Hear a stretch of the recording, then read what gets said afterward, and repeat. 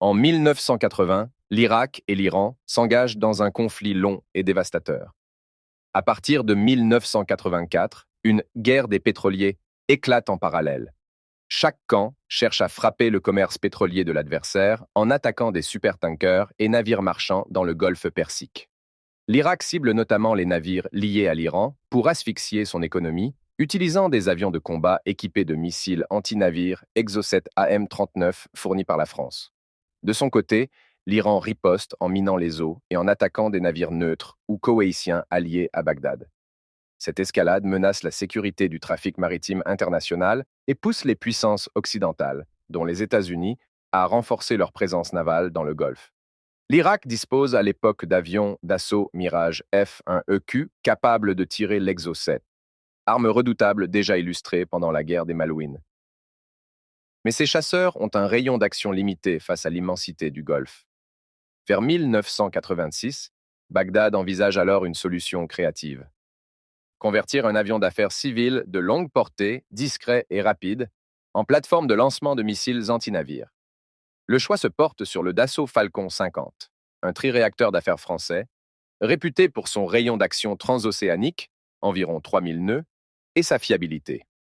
Cette initiative clandestine, menée avec l'aide officieuse de techniciens français, allait aboutir à l'un des cas les plus étonnants de militarisation d'un avion civil. Pour transformer le Falcon 50 en lance-missile volant, de profondes modifications techniques sont réalisées. L'appareil est envoyé discrètement en France, sur le site de Villaroche, à la fin de 1986. Il reçoit le système d'armes du Mirage F-1EQ5, la version du Mirage irakien prévue pour l'attaque navale. Concrètement, le Falcon est équipé dans son nez d'un radar Thomson CSF Cyrano 4Q, variante C5, provenant du Mirage F1. Ce radar multimode, logé dans un nouveau cône avant allongé et pointu, permet de détecter et d'accrocher des cibles en mer à basse altitude, indispensable pour guider le missile Exocet dans sa phase initiale. En plus du radar, le Falcon 50 est doté d'une avionique de combat complète, empruntée au Mirage F1. Un poste de pilotage double est aménagé. Le siège de gauche conserve les commandes classiques de l'avion d'affaires, tandis que le siège de droite est équipé des instruments du Mirage, écran radar, viseur, commande de tir. Ainsi, le copilote peut opérer comme un véritable navigateur/officier système d'armes. Les ailes du Falcon sont renforcées pour accueillir 2 rails de lancement sous voilure, chacun portant un missile Exocet AM-39 de 670 kg. L'intégration de ces pylônes nécessite de modifier l'aérodynamique et le centrage de l'appareil, défi relevé durant une batterie de tests intensifs en France, fin 1986, début 1987. Après cette campagne d'essai concluante, le Falcon 50 modifié, immatriculation irakienne IALE, est livré à l'Irak le 9 février 1987. Il est aussitôt incorporé au sein de l'IRAF, Force aérienne irakienne, sous le nom de projet Yarmouk, et reçoit le surnom de code Susanna dans les communications militaires irakiennes. Selon certaines sources, ce nom viendrait de la compagne française d'un des aviateurs impliqués dans le projet. En quelques mois, l'Irak s'est ainsi doté d'un vecteur aérien original, un jet d'affaires de luxe transformé en bombardier anti-navire. Cette capacité unique demeure secrète, connue de très peu de personnes en dehors de Bagdad et Paris. Avant même son armement, le Falcon 50 a servi à des missions de reconnaissance clandestines. Le 24 juin 1986, déguisé en avion civil transportant de prétendus businessmen, il réalise un vol de surveillance au-dessus du Golfe. Parti d'Amman, Jordanie, et longeant la côte saoudienne, il feint une erreur de navigation pour survoler l'île iranienne de Syrie, où se trouvait un terminal pétrolier stratégique. Un photographe embarqué prend des clichés des installations iraniennes, ce qui aidera l'Irak à planifier une attaque ultérieure. Le terminal de Syrie sera bombardé le 12 août 1986. Cette mission démontre l'utilité du Falcon modifié pour infiltrer l'espace aérien ennemi sous couverture civile. Après son retour équipé des Exocet début 1987, le Falcon Susanna va connaître son baptême du feu quelques mois plus tard. Le 17 mai 1987, en pleine nuit, l'appareil décolle d'une base irakienne, Vanda, au sud de l'Irak, avec 2 Exocet chargés. Il est escorté à distance par des chasseurs MiG-23 et MiG-25 pour le protéger éventuellement des intercepteurs iraniens. En volant toujours du côté saoudien du Golfe, allié de l'Irak, le Falcon ne s'identifie pas comme hostile. Il profite du couvert de la nuit et de son apparence innocente pour s'approcher de la zone où patrouillent des navires. Vers 21h08 au nord de Bahreïn, l'équipage repère sur le radar une cible isolée et robuste, probablement un navire militaire. Le pilote du Falcon vire alors plein et vers le golfe et cède les commandes au copilote, qui opère les systèmes Mirage depuis le siège de droite. À une distance d'environ 35 km, le Falcon tire son premier missile Exocet AM-39, suivi d'un second à 24 km de la cible. Les deux missiles filent à quelques mètres au-dessus des flots, fonçant sur leur écho-radar.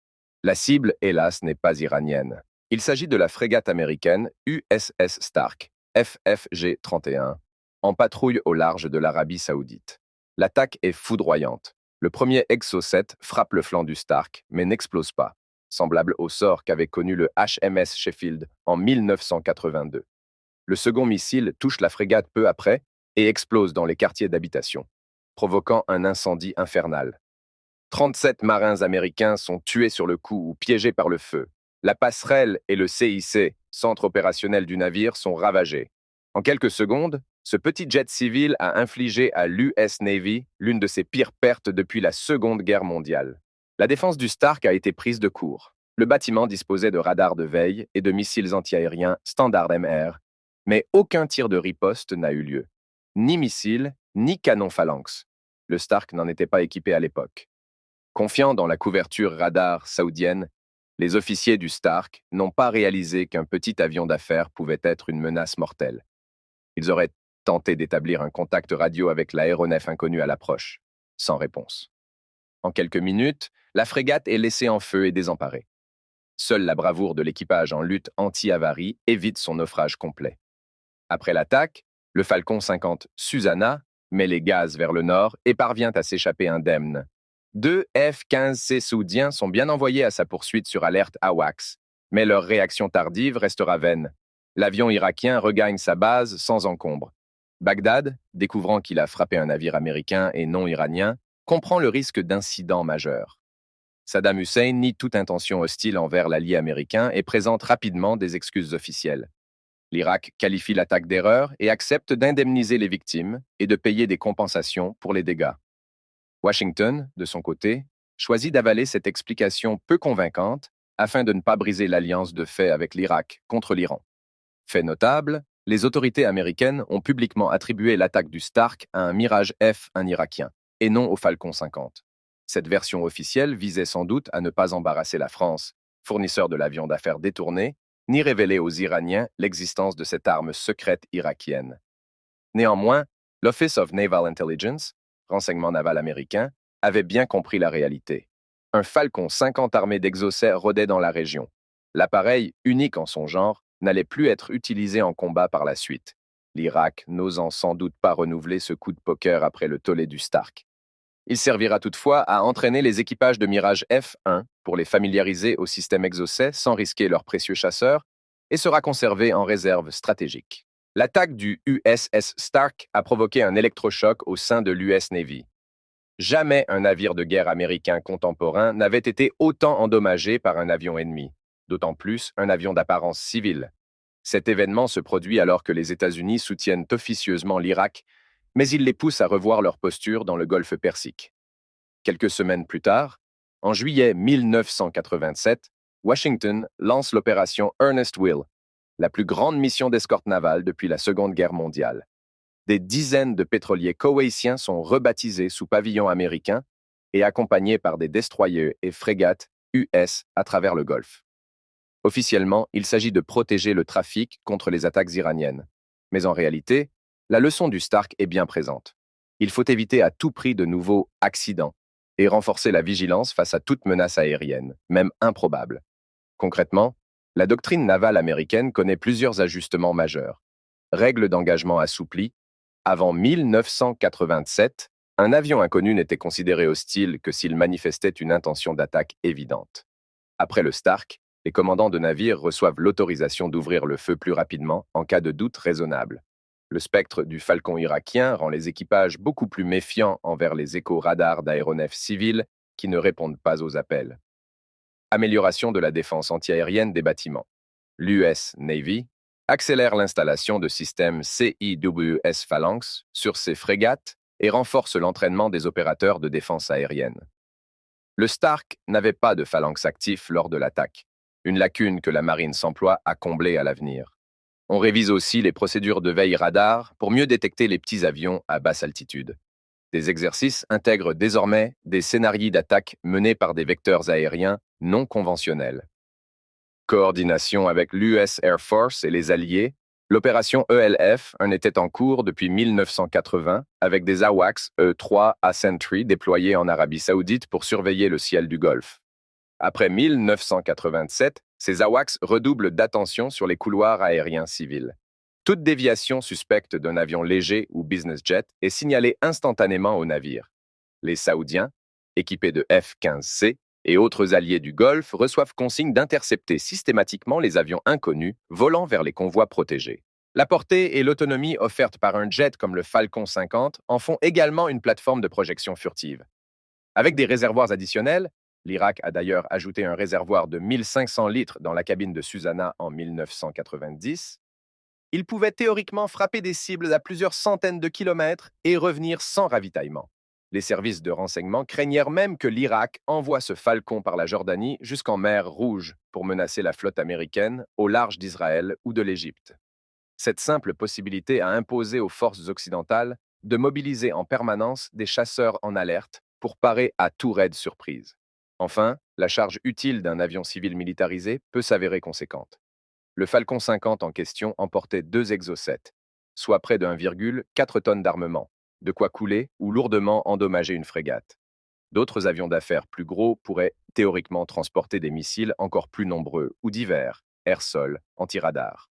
Cette perspective oblige les militaires à envisager qu'un vecteur non militaire en apparence puisse délivrer une puissance de feu équivalente à celle d'un escadron de combat.